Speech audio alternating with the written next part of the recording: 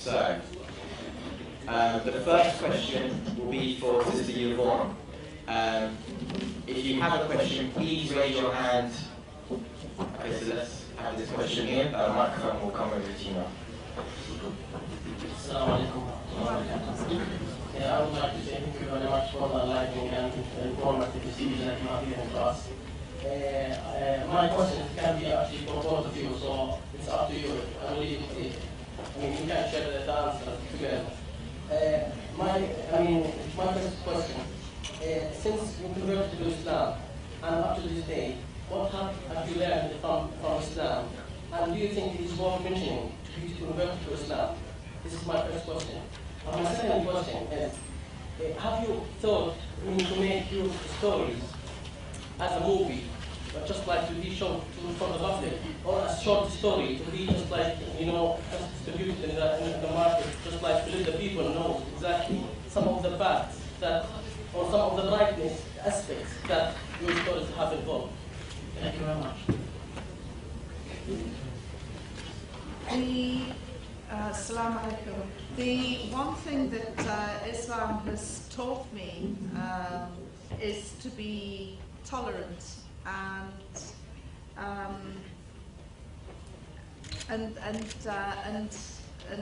by being more tolerant, I've become much more thoughtful and less reactionary to things that have happened. Certainly since I've become a Muslim, some non-Muslims out there think that they've got every right to come up and abuse me verbally, and be quite insulting. And this has been quite an eye-opener for me, because all my life I've been able to move around quite anonymously, and as when I was a practicing Christian, as I said to some friends, I got away with it for years without anybody knowing that I was a Christian.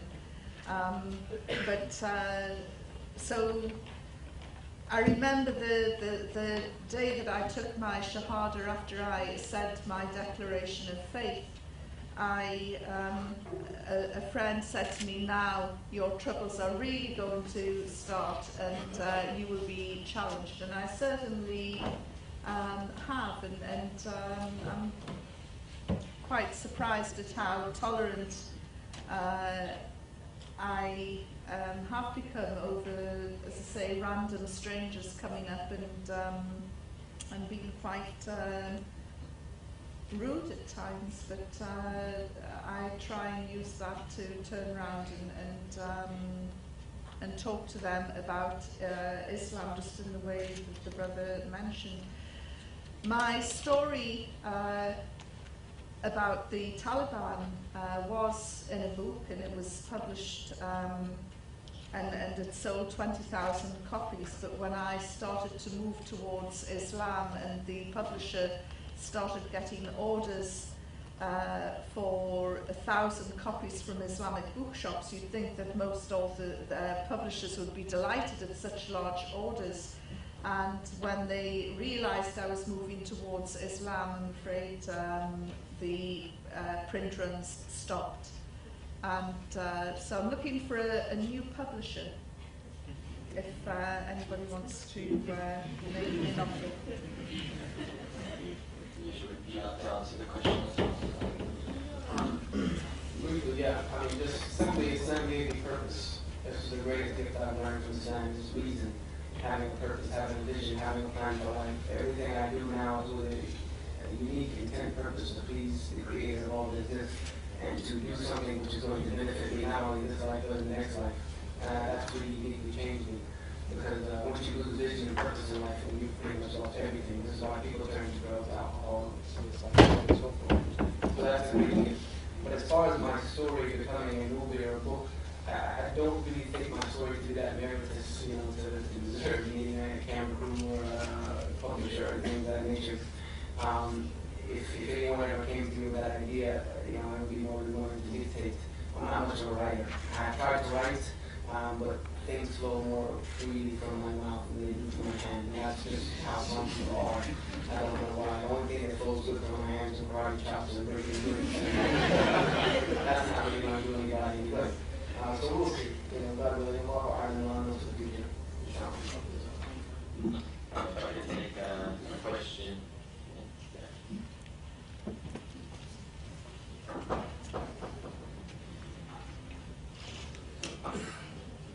Say it very briefly as well, please.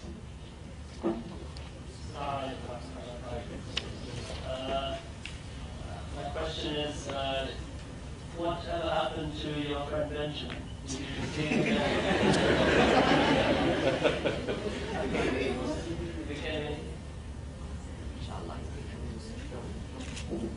Not full-blown atheist, but very questioning about his existence. We need someone like you. Right. Okay. Next question for you all, please. If you could please raise your hand. If you could give it to that gentleman over there.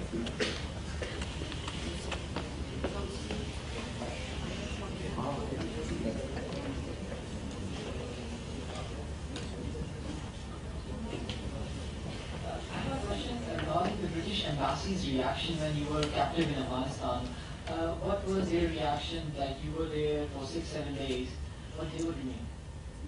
And secondly, what was your reaction of your family, relatives and friends when you declared that you became Muslim? Thank you. I really don't know what the Foreign Office were doing about my detention. I know that my mother was giving press conferences every morning, noon and night, and when I was captured, it was right at the beginning of the Labour Party conference, which Alistair Campbell, Tony Blair's spin doctor, had been carefully preparing for months. And suddenly this angry grandmother from County Durham was taking all the headlines, and they were trying to shut her up. Jack Straw called her and said, "You've got to stop doing these broadcasts, you're endangering your daughter's life," when in fact she was humanising my case, and her daily press conferences were quite amazing. When I was handed over, the Taliban were told that they could only, I wished I'd kept the note, it was written, I'm not quite sure what language, whether it was Dari or Pashto, but it was a written note from Mullah Omar saying that I had to be handed over only to the British, and the British didn't turn up for the handover, and so after many delays, when I got over across no man's land, there was nobody there from the British Embassy. They did catch up that evening, and I stayed in the High Commission in Islamabad that evening, and woke up the next morning to listen to Donald Rumsfeld on television saying, "We now have air superiority over Afghanistan." And I just thought, when did the Taliban have an air force? I must have missed that one. As for the reaction of my family and friends, my family were delighted that I stopped drinking, stopped smoking, and stopped clubbing and being a party girl, and they were really delighted that I had embraced Islam and that this was the new Yvonne, until I put on a hijab. And it was like, what have you put that on for? And you're going to become a fanatic. And the reaction was really negative once I put on the hijab. But, you know, it's, I got used to the idea of wearing it. It took more than a year for me to do that. And I just said to them, you know, it's an obligation, take it or leave it. I know what my obligation is, and You know, why should a piece of material alter the way that you think about me? And it's quite interesting. And for anybody who doesn't wear a hijab, whether you're a Muslim or not, it's interesting to put one on for a day and see the challenges that Muslims face. And it is quite an experience. Maybe we can have a question for Yusha, please. Lady down there at the top. Assalamu alaikum warahmatullahi wabarakatuh. We're both of you. We are really proud of you. And you make us feel that we are really very bad about reaching, Islam to everybody. And I found most of the rebels to Islam, they are the best at it, not us, unfortunately. We don't know how to do it. We do gross things on ourselves, but alhamdulillah, I found that our children are much, much better than us. We try to do good things, but we still not like you doing da'wah and doing calling for Islam. I would like to ask you, do you speak, or did you, contact those people in Afghanistan when they captured you and you told them about to become a Muslim? Do they know that you become a Muslim after that? Yes, they do. I've been back to Afghanistan many times, and the last time I was there, I still work as a journalist, and I don't go embedded with the military, and I usually find the easiest way is just to get a local driver and just put the burqa back on again and move around Afghanistan. And on the last trip, we got caught in crossfire between the Taliban and the local police, and this was on the road to Gardez. And the driver stopped the car, and I'd been on one of these BBC hostile training courses, and they say that the first thing you do is get out of the car and run away from the gunfire. And what I did, I got out of the car and heard the machine gun fire, and it was actually coming from the Afghan police. And I ran away from one set of machine gun fire, and it must have been while the Taliban were reloading, and I went and hid behind this building, only to bump straight into some Taliban soldiers. And they started shouting at me. I didn't know what they were saying. And then my cameraman came running round following me, and they got even more agitated when they saw him. And then my guide came running round, and he shouted, "It's okay, they're filming." And she was captured by the Taliban, and she converted to Islam, mashallah. He was saying this in Pashto. And they'd heard of me, and they got quite excited, and then got on the phone to somewhere else. And then we had the Taliban press officer, Mr. Mujahid, he's called, phoned my guide on his mobile and said, "Is that really Yvonne Ridley with you?" And he said yes, and he said, "Well, you won't have any problems from us, and have a safe journey, and tell her thank you for telling the truth about us." So that was quite a nice experience, but always have somebody with you who speaks their language. Thank you. Can I have a question for you, this gentleman here?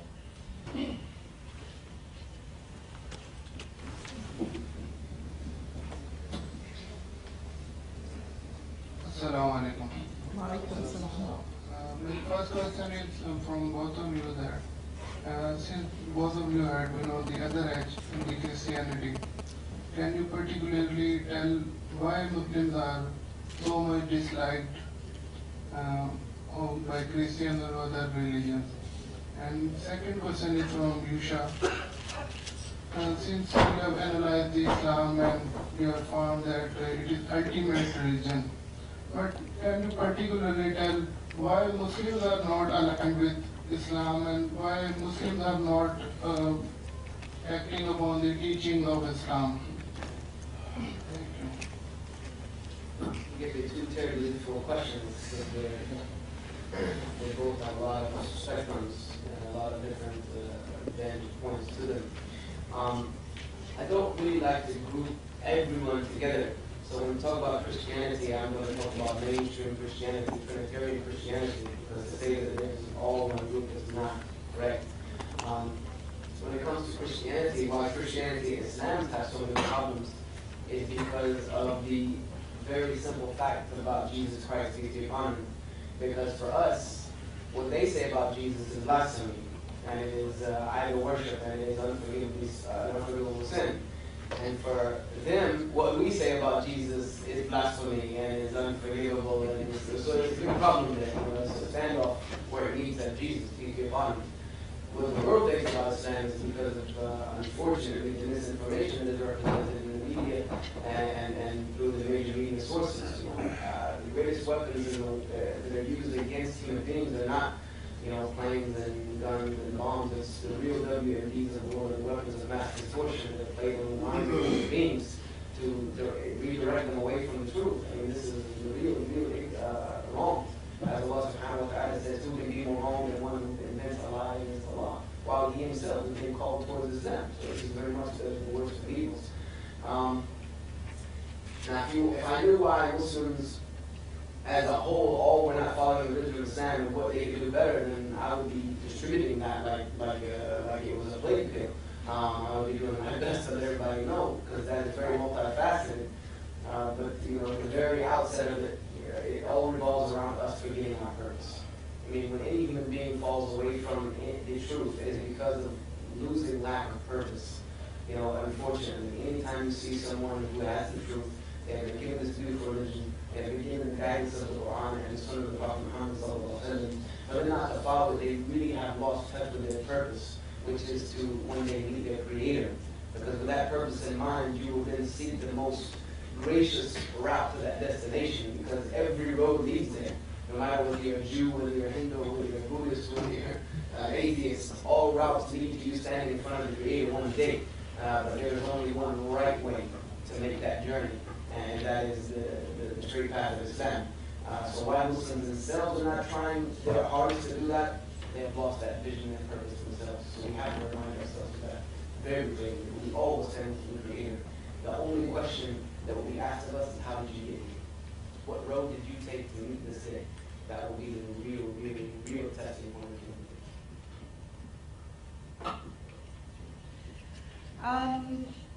The brother's right. I mean, you can't generalize. And 14 days into the Egyptian revolution, I went to Tahrir Square and saw with my own eyes Christians and Muslims coming together, and this was this to me was something wonderful. And of course, the Egyptian revolution will go on to achieve many things, but to me, sectarianism died in Tahrir Square the day that Christians stood around Muslims to protect them while they prayed, and then a few days later, on the Sunday, Muslims returned the compliment and stood around the Christians to protect them while they prayed. And that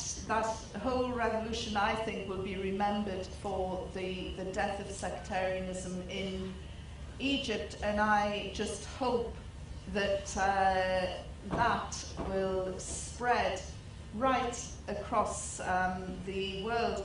What has also emerged now, and this is quite shocking, is that the Interior Minister in Egypt has now been arrested after it emerged that he was running a dirty tricks unit in Egypt, which caused the horrific bombing of the Coptic Church. And you know, the Minister of the Interior and Mubarak ran to the media and accused Muslim fundamentalists of from Palestine of being behind the bombing of the Coptic Church on New Year's Eve, we now know that that was a big lie, and that was actually carried out by Mubarak's government. So I don't think in Egypt anyway, Christians and Muslims will ever allow anybody to create that fitna, that mischief between them, and they've come together as one, and that's one element of the Arab Revolution that I really hope spreads quickly across the world. Okay, we're going to take 3 last questions from the audience. So can we have... Keep your hand up.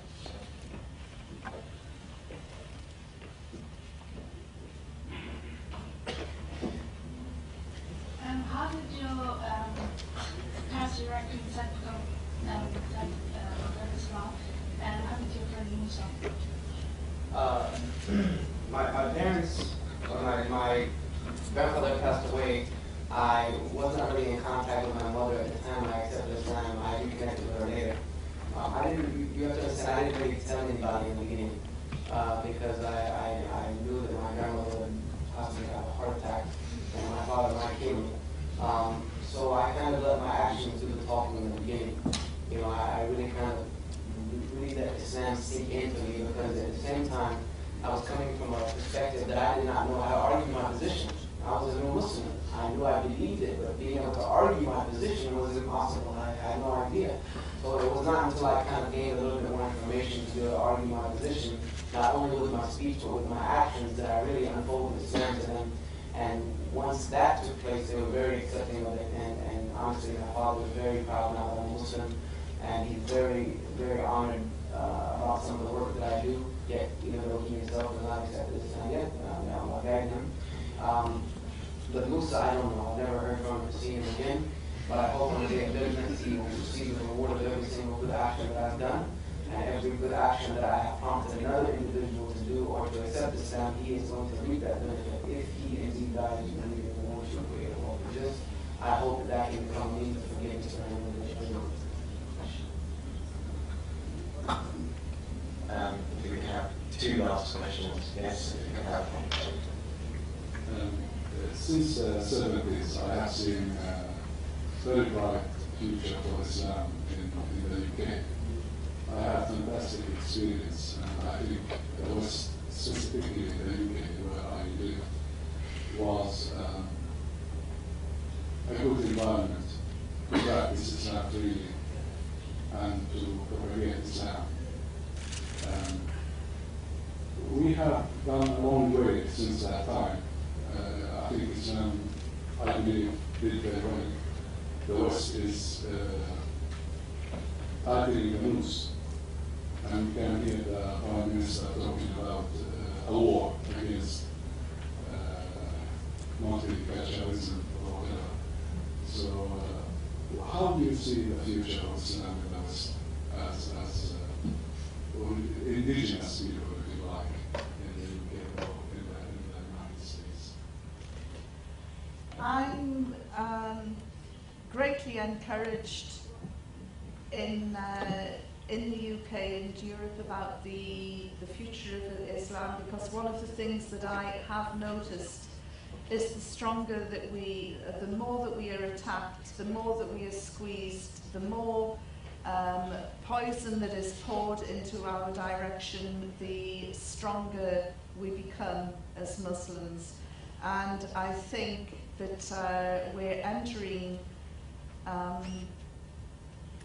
almost a renaissance for Islam at the moment, and I think that that somehow even the worst things that have happened to Islam have actually turned round to the benefit. I mean, from the horrors of 9/11, a lot of Westerners like me thought, what the hell is going on in this religion, and started reading the Holy Quran to find out why does it promote violence, why does it do this, that, and they've read it and have been absolutely bowled over by it, and that is why today Islam is the fastest growing religion in the world.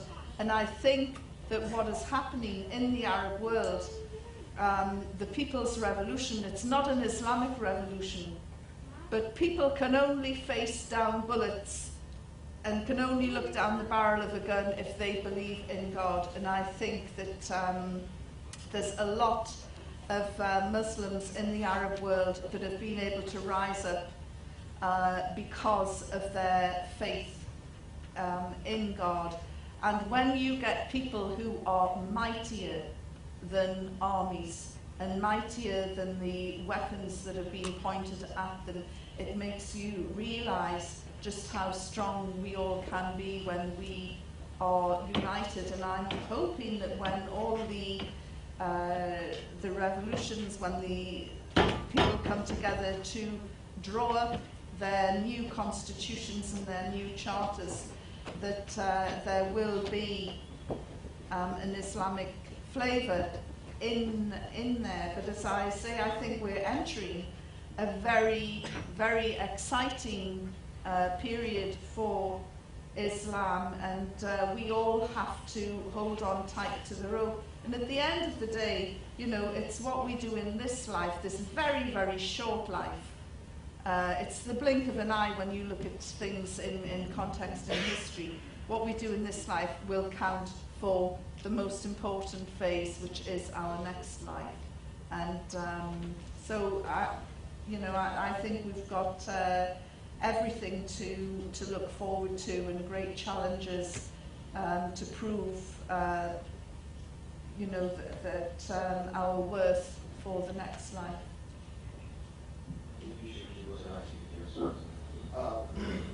When it comes to the U.S., I spend as much time abroad as I do at home, unfortunately. Not my I'm so happy about that, but anyway, I'm an enduring optimist, but a strong realist at the same time. And for sure, I know that the future holds that Islam will take a prevalence. I mean, this is the promise from the Creator, so we cannot deny that. But at the same time, I know that the more pressure that is put on the Muslims, that they are beginning to slowly come back to a realization that we need something different. You know, the system quo is not going to work, and the status quo today is not going to work. And one thing that we have learned from history, unfortunately, up to this point, is that we have not really learned a lot from history. That is a very unfortunate fact. The main thing we've learned from our history is we haven't learned very much. And it is my real sincere hope that with all of this turmoil taking place all over the Muslim world, it's beginning to hit home in America very well with an incident that just happened to some of my dear brothers in California, in Santa Clara and Santa Ana in Southern California, where there was a huge protest screaming young Muslim children and families. But anyway, I hope with all of this pressure that we return back to our Islam, because the Prophet Muhammad, peace be upon him, very clearly, authentically said that when you become satisfied with the transactions of Iman, meaning gaining illicit money from this life and chasing the tails of cows and gaining only what you can from this life, and you abandon striving for the sake of God, then Allah will place upon you humiliation, and it will not be removed from you until you go back to your deen. So this is my spark of hope and reality, is that all of these revolutions that are taking place, my sincerest opinion is that if what comes in light of that is not the pure teachings of Islam and the pure ruling of Allah's law on the earth, then it is misguided and it is incorrect. Because to replace and put people in harm's way to not establish the truth is a waste. It's a waste of effort. And in Islam, we're not allowed to waste anything. We don't waste time. We don't waste effort. We don't waste lives. We don't waste energy. Everything is done only to please the Creator. And the Creator will not be pleased unless we submit to His way of life and implement, as Allah says, هُوَ الَّذِي أَرْسَلَ رَسُولَهُ بِالْهُدَى وَدِينِ الْحَقِّ لِيُظْهِرَهُ عَلَى دِينِ كُلِّهِ. That He did not send His messenger with the religion, with the guidance and the religion of truth, except but to make it prevalent over every other way of life, no matter how much anyone is displeased with that. So it's my humble opinion that I really hope, I'm an optimist at the core of my heart, because I know that Allah is in control of everything. Allah wallahi ma sha'afad. But it is my sincere hope that Muslims take advantage of this to show the world the beauty of Islam and the pure teachings of this religion to the world. And if we don't put Islam into practice and don't implement it purely, then we're failing in that job. If it becomes a half Islam or partial Islam, that's not acceptable to the Creator. Allah subhanahu wa ta'ala says, Ya ayyuhalladhina amanu udkhulu fi silmi kaffa. To enter into the religion of Islam with complete entirety, not halfway, not a foot in, not a foot out, not a piece in, not a piece out, completely. And that is something that, as a really small last statement, so I don't take too much time, that's something the world should not fear, and we as Muslims should not be afraid to tell the world that we want the rule of Islam. Yes, the pure rule of Islam. And anyone who thinks that is a negative connotation, then you have been given way too much misinformation. For you to tell me that a just society, that upholds the rights of all human beings, that establishes the right of the poor over the weak, that establishes the poor over the rich, that establishes the right of the weak over the strong, that protects the orphans and the children and the women and the wayfarer, and everyone has their due society, and that within this law no one is allowed to tyrannize over another or take one's property without right, or to take one's life without right. To tell me that that way of life would be wrong to give to humanity is complete, utter, almost insanity. And this is Islam at its core. So this is the rule that we want, a just, upright society, and that only comes from Islam. To say that comes from any other way of life is a very, very dangerous statement for a Muslim to make. And I adjure you, brothers and sisters, for a Muslim to say that any other way of life is acceptable to live under other than Islam is a very, very dangerous statement and leads you down a very dangerous road. And inshallah ta'ala, we all wake up to the reality and the truth of our situation, and Allah musta'an, may Allah help us all. Jazakallah khair. Thank you. We're going to take the last and final question, please, from the audience.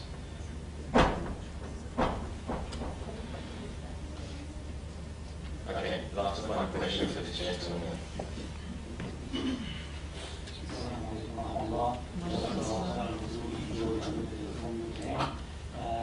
If there is one last thing you want us to take away today, what would it be? And the question is to both of you. Probably for me, it's one of the first lessons that I learned as a new Muslim, and that is to fear no one and nothing but Allah. And having that total belief and total trust in God will protect you in so many ways. And a lot of you might think, well, yes, I fear Allah, and it's just that ability to know that to put your faith wholly into Allah, and that has given me personally the courage to be able to stand up and say things and do things, and just know that I will be protected. I'm not reckless enough to put on a blindfold and walk down a motorway the wrong way. I wouldn't do something like that. But not having fear, and this is something I guess that I learned as well on this journey to Islam. And I said right at the beginning that the biggest weapon of the oppressor is the oppressed's mind. And if you have no fear for anything or anyone but Allah, then you are a free person. You are truly free, and nobody can intimidate or make your life a misery, because you've got the big fella there for you, and so that's the one thing that I would say: go home tonight and fear nothing and no one but Allah. If you're asking me for a short, concise advice, then I have to refer to a statement that was also presented like this to the Prophet Muhammad sallallahu alaihi wasallam, and this is in the collection of Imam Tirmidhi,